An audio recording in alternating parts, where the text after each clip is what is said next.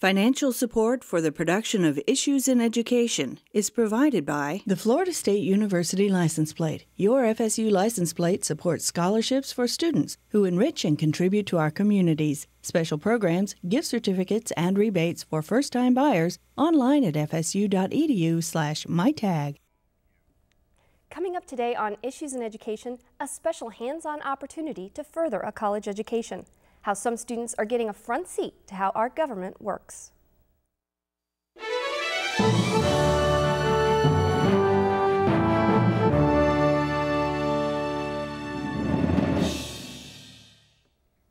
Welcome to Issues in Education. I'm Suzanne Smith, alongside my co-host, the Florida State University President, Dr. Eric Barron. The Florida legislative session will begin in March, and many students will be learning about the process firsthand. Not through advocating a political party, but through internships and fellowships. One program is called the Florida Gubernatorial Fellows program, which places students in part-time jobs within the executive office of the governor and select state agencies. This year, 8 FSU students were chosen to take part in this 8-year program, and we're joined by a few of them. But first, let's hear a little bit on the background of the program put together by Maria Bermudez of FSU Headlines. Welcome to the Florida Capitol. It's time to go to work. 21-year-old Keturah Brown is pursuing a master's degree in public administration at Florida State University.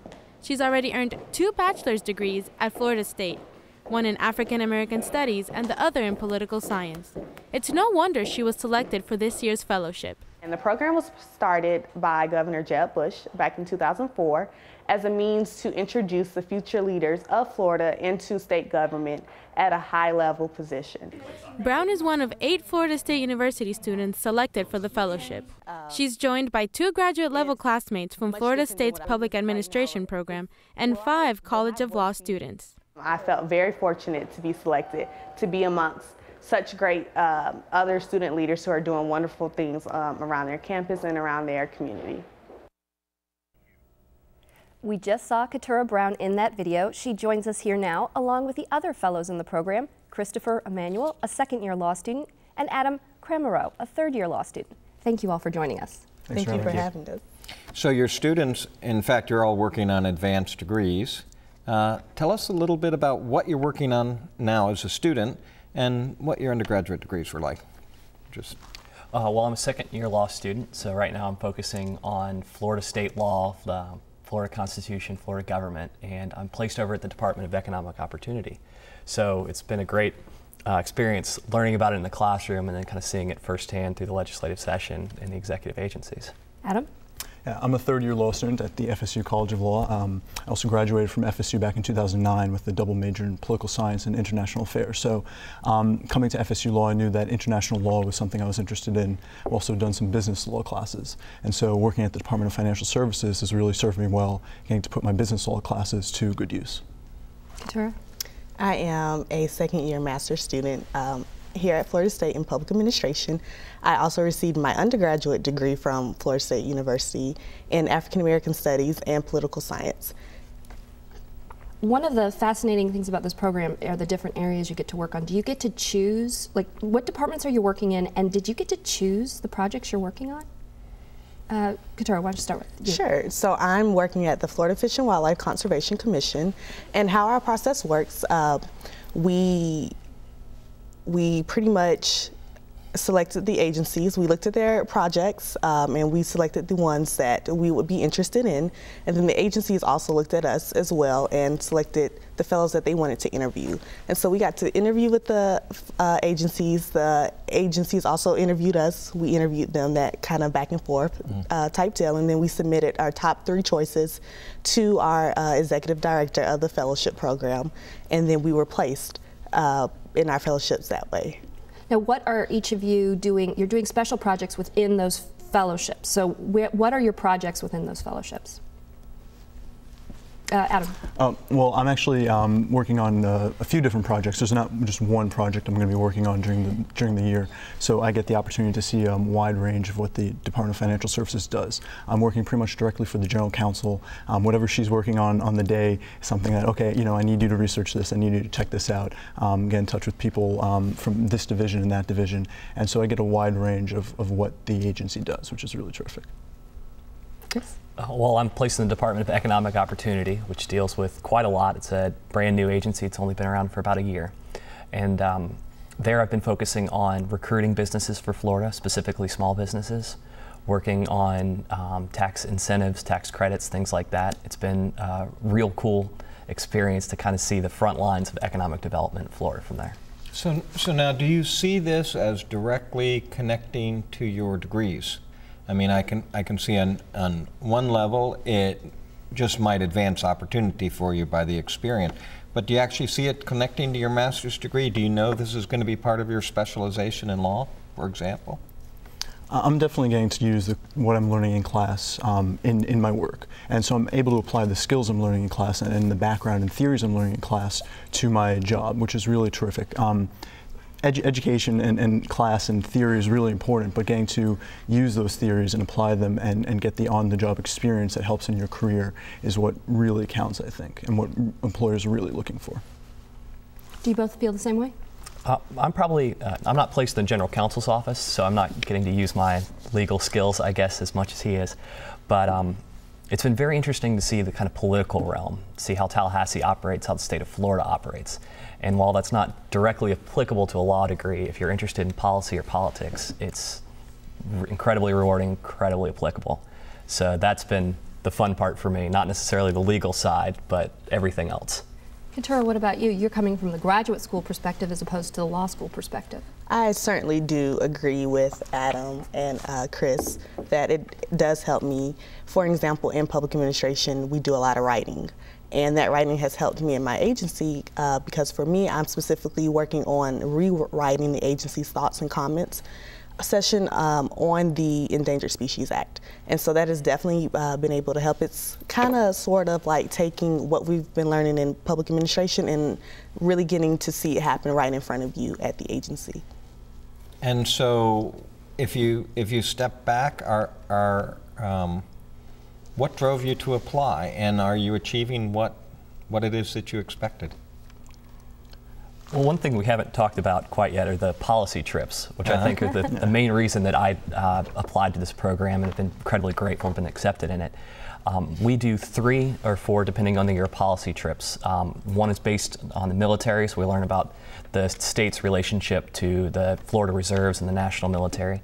Another one is kind of an agricultural, tourism, cattle industry, learning all about that sector of the economy. And the upcoming trip is to D.C. to learn about the federal and state relationship. So in addition to our agencies and the experience we have on in our jobs, we're getting to go out and meet leaders in all sorts of sectors of Florida's economy. And it's just really cool. That's really what drove me to apply. Do you all go as a group to these different trips, or is it, do you individually do it? How does that work? We all go as a group, and it's a lot of fun. So you become kind of a little family there, Gubernatorial Fellows. Definitely.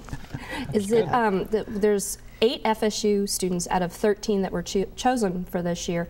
Do you get to, other than the trips, do you get to spend much time comparing notes on what the different agencies are like or anything? Well, we have weekly meetings. Every Friday we have the opportunity to meet for about an hour and a half. And usually we get a speaker at these meetings. Last week it was Senate President Don Gates. A few months ago we met with Governor Rick Scott, of course. And so not only do we get to meet with these great folks, we get to talk about our experiences during these meetings as well. And then, you know, sometimes on the weekends we'll get together, hang out, spend some time together, go to dinner. So. How does the program, you have these meetings, you have these trips, and you also have to work 20 hours a week. How does that work with your class schedule? Because that seems like a lot of stuff going on in graduate school. It's busy. Do they work around your class schedule, or how does that work? Yeah, they're very reasonable, they're very flexible. It all depends on the individual agency that you talk to your mentor and you let them know, well, this is my class schedule, I can't miss class, I have to, you know, go to class. And the program really takes that into account. We're all students, they know that academics has to come first. But you know, if there's a special event going on, maybe I'll be a little late, a few minutes late for class. It's a balancing act, but we make it worth it's worth making it work. And does it make you want to work in government or aspire to running for the House or being a governor someday? For me, it does. It's really cool to see and hear from all of these different leaders, either agency heads, elected representatives, even the governor, and get to hear their kind of life stories. And one thing I think is very unique to Florida on both sides of the aisle is that all of these leaders have had remarkable careers where they've bounced in and out of academia, state government, business ownership, and that's been kind of cool to see the opportunities that this state has and that your degree can offer. So I'm excited to be a part of that someday. Yeah, how about the two of you? You never know. Very political answer. You never know what the future holds. So I've always wanted to work in government. I've always had an interest in it. That's part of the reason I actually came to FSU back in 2005. So the opportunity to finally work at the Capitol and get that experience has been really amazing. Have any of you done an internship with government before, or have done an internship or fellowship on this level? No? Adam, what Not about even you? as undergrad? I have actually. Between the year I graduated FSU undergrad and went to law school, I worked in the Israeli Ministry of Foreign Affairs for 10 months. I had a really fantastic experience there, doing an internship in Jerusalem, Israel, and getting to see firsthand how the diplomatic corps of Israel works, how the lower and mid-level bureaucracy of Israel works, and how they interact with their counterparts from China, Africa, Europe, and also contributing to that, helping draft UN resolutions that Israel was going to promote at the UN, helping make sure that Israeli refugee law is up to date. So this isn't my first experience in government, but this has been a really special one. Well, and you have a remarkable opportunity to do some comparisons there. Yeah. As well. Yeah, state government and foreign national governments, it's very different. Very different, but a lot of similarities as well. You see how people operate. Yeah. Yeah, fascinating. How busy are you going to get during the legislative session?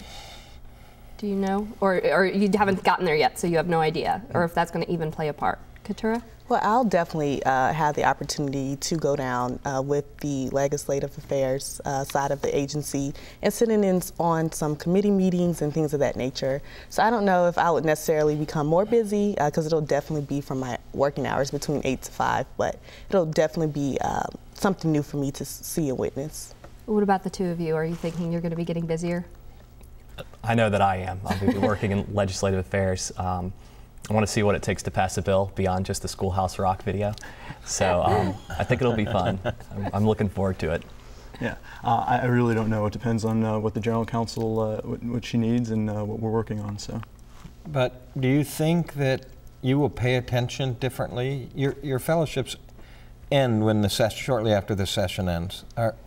Is your engagement and watching government and how it operates for the next session likely to be different than it was last year? Absolutely. I would say so, just because through our fellowships and our placement, we've gained so much more insight knowledge on the issue and how things work and such of that nature, that we have more knowledge and we're able to interpret things a lot differently having that knowledge than without having it. Do you have specific plans when the fellowship ends? Studying for the bar. That's right, you're graduating. Small thing. Well, what about you? Are you going to take a necessary break, or are you going to jump into another project? I'm hoping to find another project. I'm a second-year law student. I've got another year before I have to worry about passing the bar and becoming a lawyer and all that. So hopefully find something fun in the next year.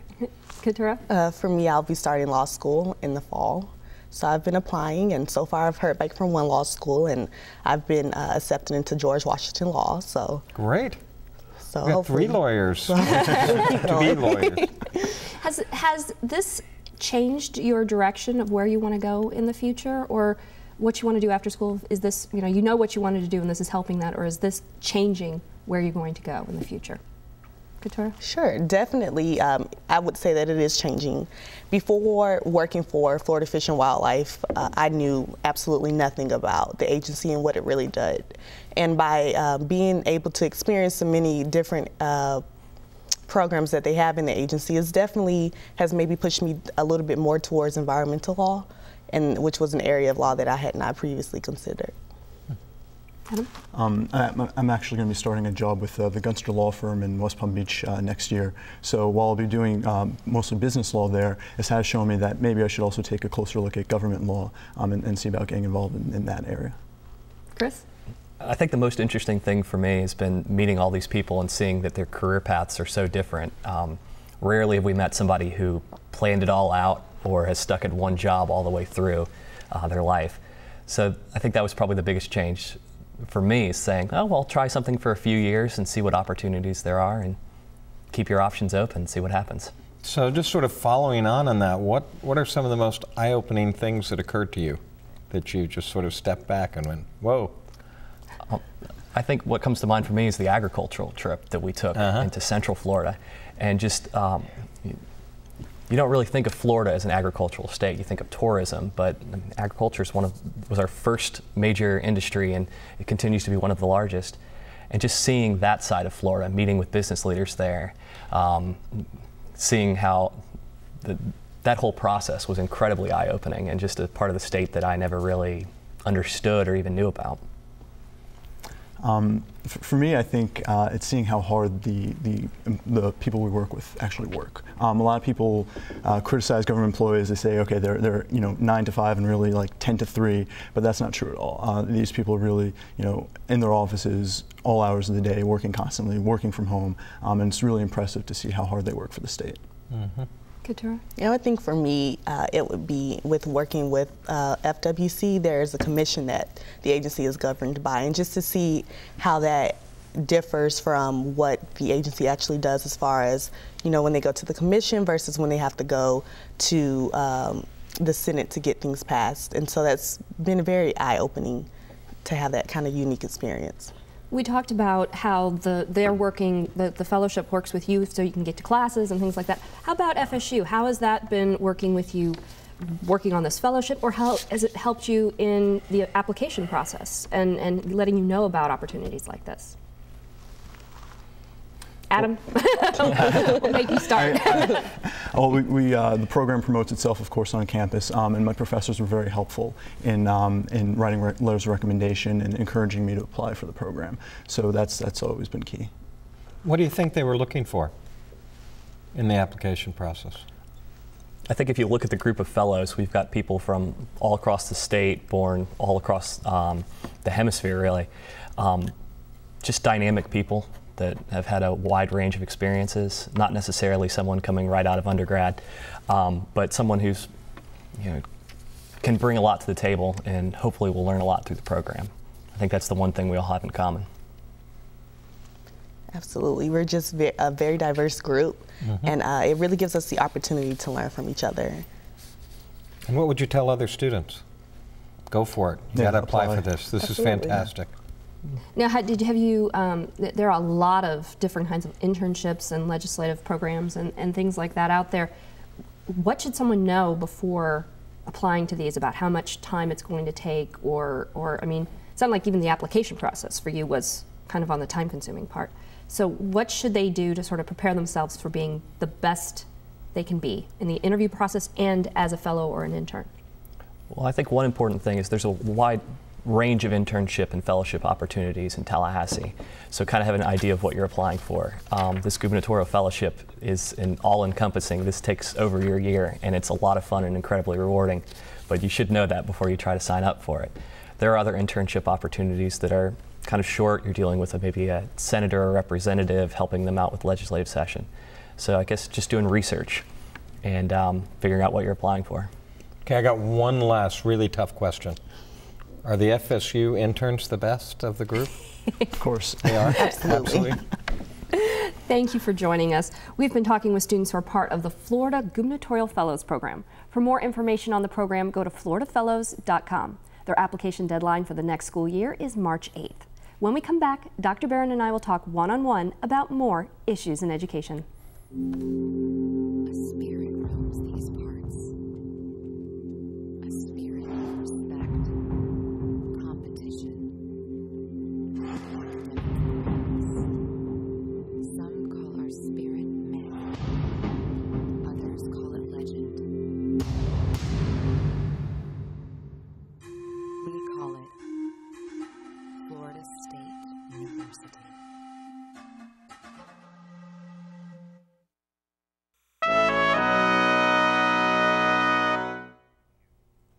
Welcome back to Issues in Education. I'm Suzanne Smith, talking with Dr. Eric Barron, president of the Florida State University. Dr. Barron, we've been talking with several students who are part of the Gubernatorial Fellows program. Why is it important that students get involved with opportunities like this that give them real-world experiences? Okay, so first of all, it is a real-world experience, very different than the classroom. A second piece of it is that we know this helps students network. And networking itself is highly valuable when you're out looking for a job. And the third element of it is that when you are looking for a job, many times an internship is a ticket to employment.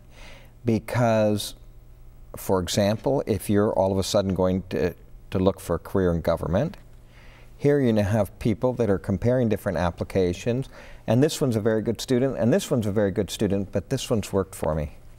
And I know what they're like, I know they're hardworking, I know they're serious, and so it goes beyond your resume. So all of those things contribute to internships being a significant factor in employment post-graduation. Can't beat it. And that goes beyond just working in state government. It's also working in any field that you're even interested in. Absolutely, in any field, whether it's industry or with an entrepreneur, or whether it is with a nonprofit. I mean, certainly this is a very special one when you consider all these people applying and have these 8 students from Florida State selected. They're getting to see government in action like few people do. We were all 3 of the students that we had on were graduate students or law students, and Keturah is going to be a law student soon. You've put a lot of emphasis on the graduate students with like the Honor Scholars and Fellows House. That's supposed to be finished, I think, this fall. What will be the overall purpose of that program? Okay, yes, so the building is under construction. We're about to have the topping off, which is sort of a fun event. We're working awfully hard to find the money to finish the inside of it. It's not easy these days. But this is going to be a very special environment. We already know that this university helps students be successful. And our students know, because of all the awards and things, that they can do anything and they can compete with anybody out there. So you just look at it. Here we were listed this year in the top universities in producing student Fulbrights.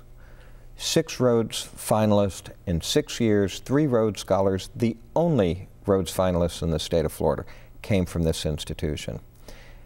The reason why that's occurring is not just because we have very bright students, because we have a staff in the Office of National Fellowships that is supporting students so that they realize just how good they are, that they're competitive with any school in the nation.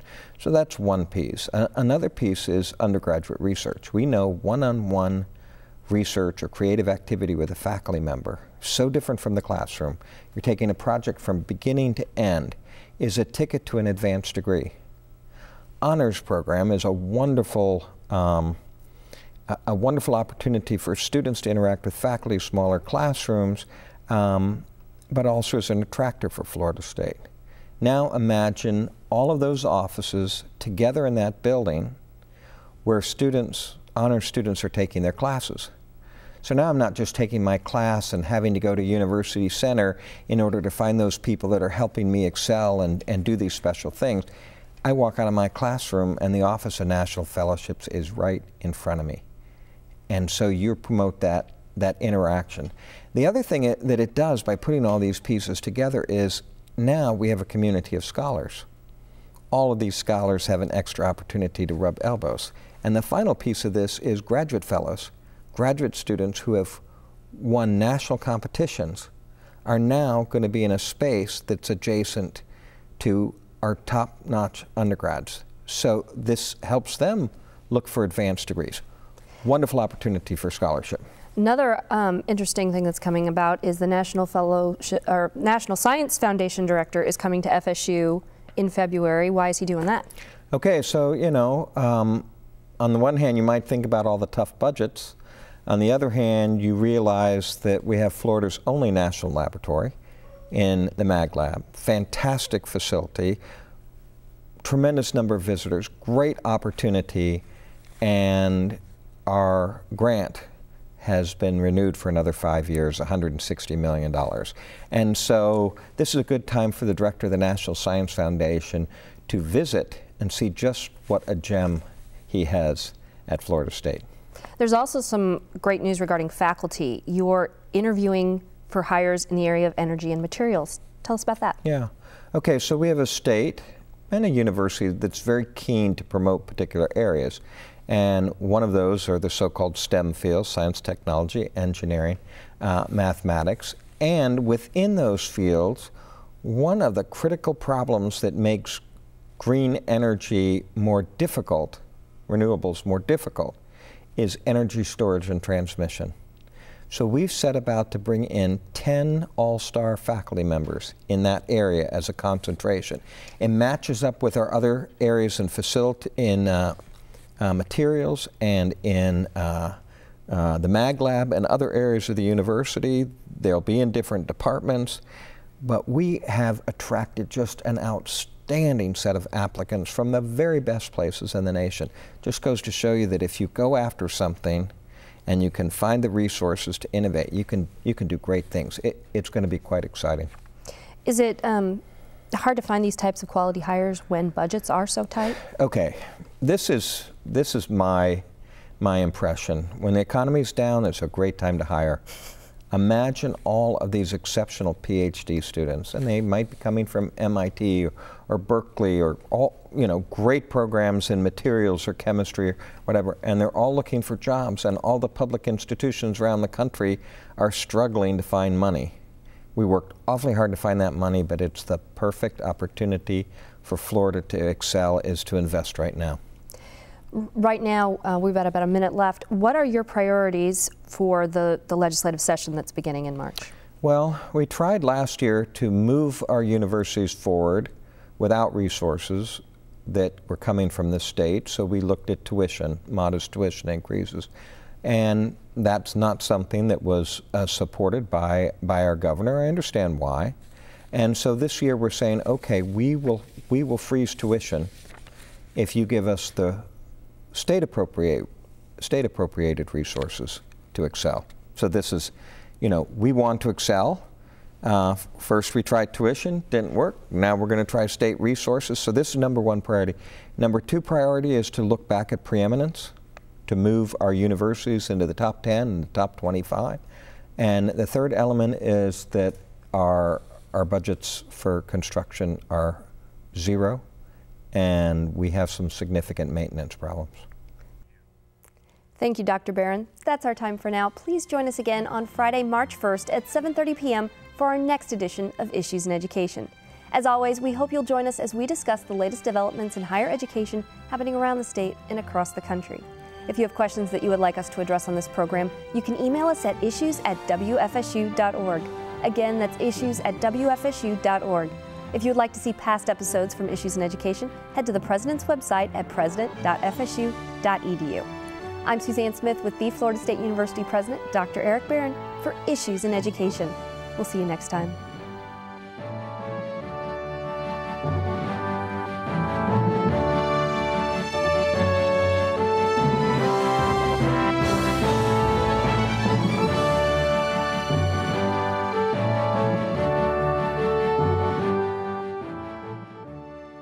Financial support for the production of Issues in Education is provided by the Florida State University License Plate. Your FSU license plate supports scholarships for students who enrich and contribute to our communities. Special programs, gift certificates, and rebates for first-time buyers online at fsu.edu/mytag.